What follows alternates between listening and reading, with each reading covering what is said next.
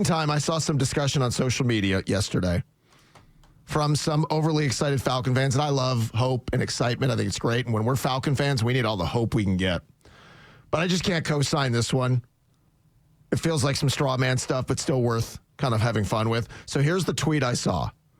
Guy writes, "The Penix versus Daniels war will rage on. Hashtag rise up. Falcons going to be around for a minute." I'm like, what? The Penix versus Daniels war? So Michael Penix and Jayden Daniels did play on Sunday Night Football against each other, and it was a close game. And Penix made a big play at the end of the game to help the Falcons have a chance to win. It went to overtime, and Jayden Daniels and Washington won. But after that, I mean, like this, and I'm not trying to take the edge off. I'm hopeful for Michael Penix too. But as I said, Atlanta's guilty. Like a lot of cities will gas up guys well before they're ready to be gassed up.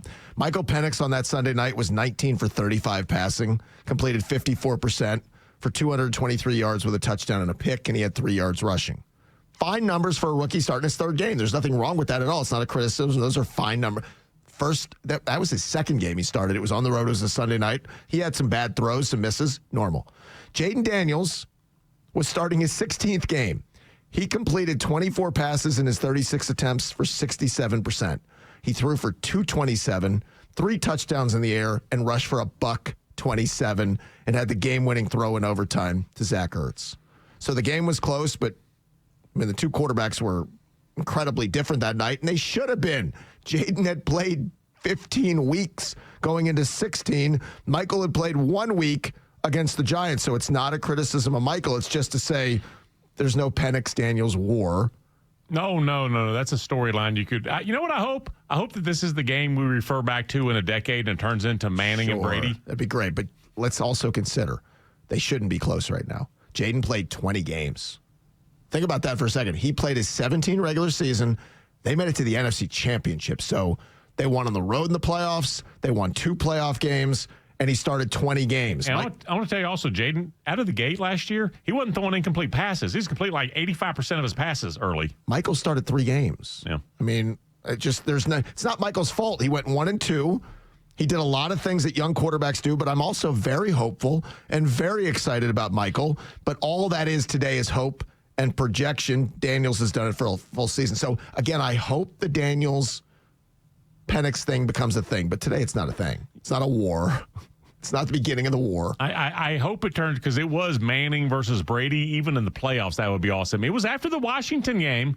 Remember the first pass on explaining his butchering of the timeouts? Raheem's first pass at that. Remember who he didn't blame, but remember who he included?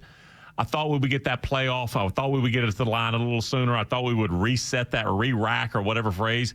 He basically said Michael Penix was slow getting that done. And I'm like, yeah, you got a rookie quarterback making, was it his first ever? That was his first ever road start. First ever road start, and you're expecting him to get to the line and have everything. It's like, that's on you. You're the adult. He's the rookie making his first ever road start. Well, when you butcher timeouts the way Raheem did, and again, this is what I bring that up again after that. This is what I talk about with Michael. I'm not as worried about Michael. I'm really not. You see the skill set. Michael's skill set is the gods came down and blessed that left arm. He has to survive the craziness around him. He can throw through a car wash and the ball wouldn't get wet. But they have to develop him. They have to help advance it.